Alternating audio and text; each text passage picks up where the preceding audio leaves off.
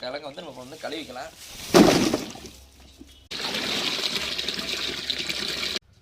சக்கரவள்ளி கிழங்கெல்லாம் இப்போ நம்ம சின்ன சின்னதாக வெட்டிக்கலாம்.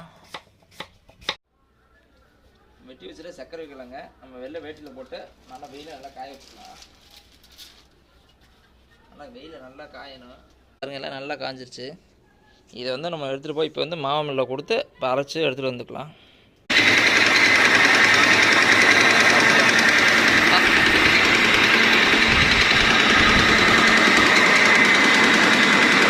அரைச்சி வச்சுருக்க சக்கரவள்ளி கிழங்கு மாவை ஒரு பேசனில் போட்டுக்கலாம்.